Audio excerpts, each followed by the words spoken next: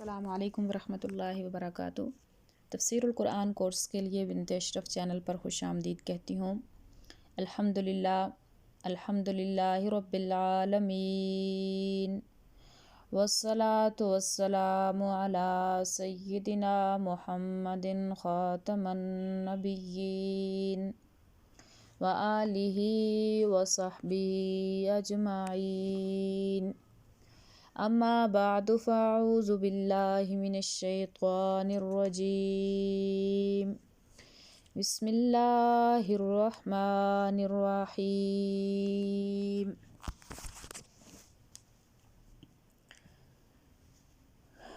الحمدللہ سورۃ الفاتحہ مکمل کرنے کے بعد آج ہم سورۃ البقرہ کی ابتدا کریں گے۔ سورۃ البقرہ قرآن مجید میں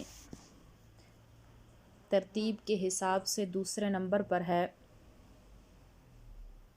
اس سورت کا مشہور نام تو یہی ہے بقرۃ۔ سورۃ البقرہ بقرۃ کے معنی گائے کے ہیں۔ چونکہ اس سورت کے 8ویں رکوع میں گائے سے متعلق ایک قصہ بیان ہوا ہے، اسی لیے اس مناسبت سے اس کا نام سورۃ البقرہ یعنی وہ سورت جس میں گائے کا ذکر ہے رکھا گیا۔ فضیلت اس سورت کی کچھ اس طرح ہے۔ صحیح حدیثوں میں سورۃ البقرہ کی بہت فضیلت ثابت ہے۔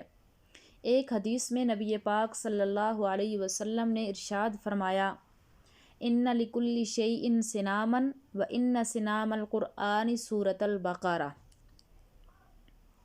یعنی ہر چیز کا ایک اعلیٰ حصہ ہوتا ہے اور قرآن مجید کا اعلیٰ و برتر حصہ سورۃ البقرہ ہے۔ قرآن مجید کی صورتیں کلام اللہ ہونے کے لحاظ سے سب برابر ہیں، البتہ مضامین کے اعتبار سے بعض کو بعض پر فوقیت حاصل ہے۔ سورۃ البقرہ میں چونکہ تمام بنیادی عقائد، توحید و رسالت، کتب آخرت وغیرہ، مرکزی اعمال، جہاد، انفاق فی سبیل اللہ، نماز، روزہ، حج، زکوٰۃ وغیرہ اور بعض اہم معاملات، نکاح، طلاق، عدت، قصاص، وصیت، رہن، قرض، سود وغیرہ تفصیل سے مذکور ہیں، بلکہ وہ تمام مضامین جو پورے قرآن میں پھیلے ہوئے ہیں وہ تفصیلاً یا اجمالاً سارے کے سارے اس سورت میں آ گئے ہیں۔ اسی مناسبت سے بعض روایتوں میں اس سورت کا نام فسطاط القرآن بھی آیا ہے۔ فسطاط کے معنی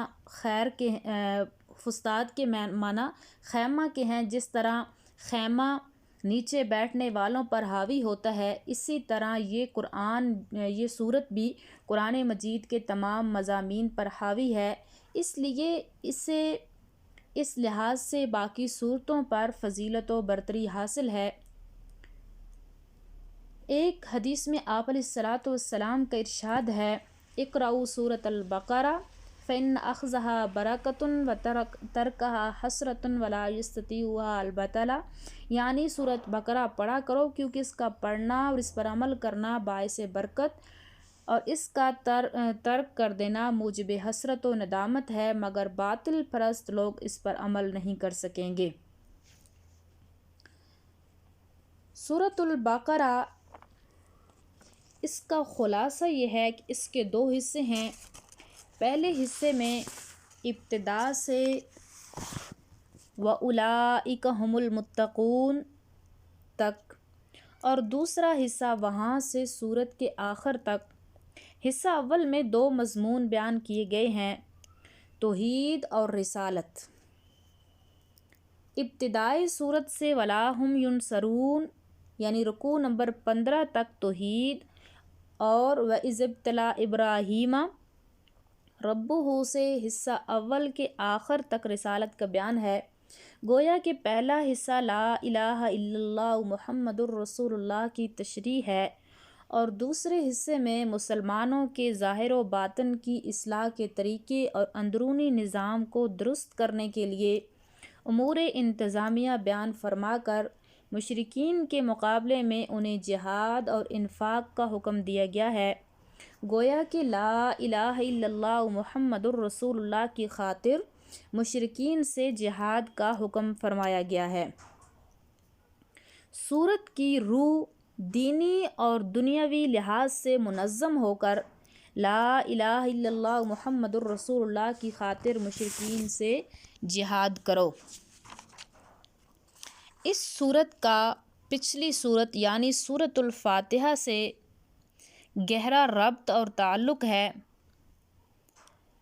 جیسا کہ ہم نے پچھلے اسباق میں پڑھا ہے کہ پورا قرآن مجید ایک دوسرے سے جڑا ہوا ہے، ایک آیت دوسری آیت سے جڑی ہوئی ہے، جیسے ایک کڑی دوسرے سے مل کر ایک زنجیر بنتی ہے، اسی طریقے سے زنجیر کی مانند پورا قرآن مجید ایک دوسرے سے مربوط ہے۔ علماء کرام اور مفسرین کرام نے ہر سورت کا دوسری سورت سے ربط بیان فرمایا ہے۔ سورۃ البقرہ کو سورۃ الفاتحہ کے ساتھ کئی طرح سے ربط ہے۔ پہلا ربط اسمی ہے۔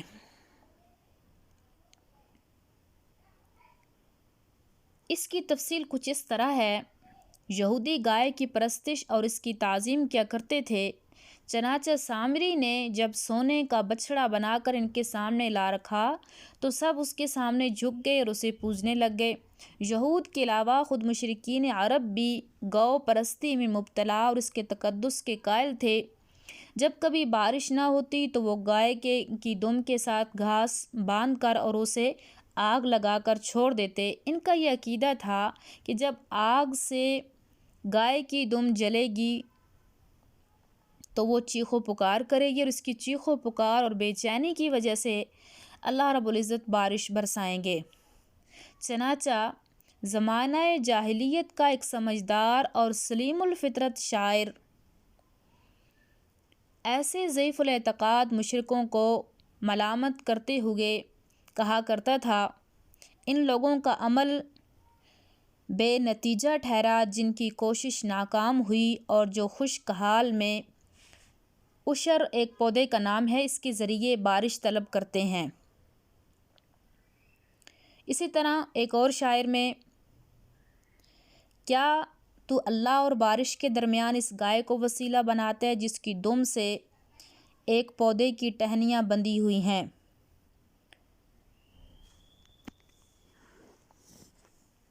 اور اس وقت کے عیسائی بعض بزرگوں کی الوہیت کے قائل تھے اور انہیں مالک و مختار سمجھ کر حاجات و مشکلات میں پکارتے تھے۔ حضرت عیسیٰ علیہ السلام اور حضرت مریم صدیقہ کے متعلق عیسائیوں کے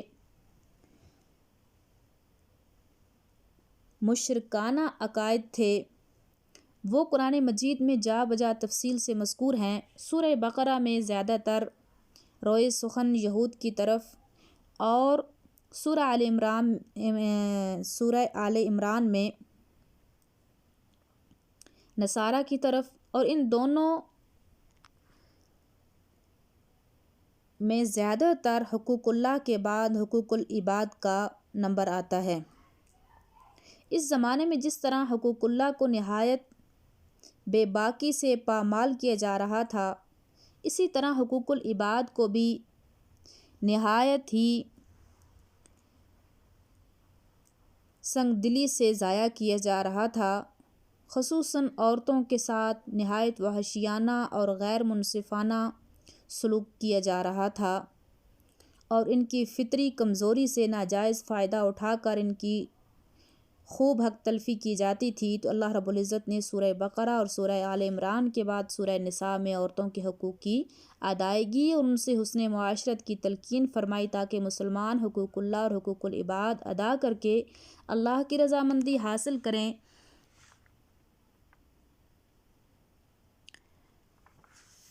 یہ تو تھا پہلا ربط، اور اس کا بھی کچھ حصہ باقی ہے۔ انشاءاللہ اگلے سبق میں ہم اس کا باقی حصہ اور دوسرا ربط پڑھیں گے۔ اللہ رب العزت سے دعا ہے کہ اللہ تعالی ہمیں قرآن پاک کو صحیح سمجھنے کی توفیق عطا فرمائے۔ وآخر دعوانا الحمد للہ رب العالمین۔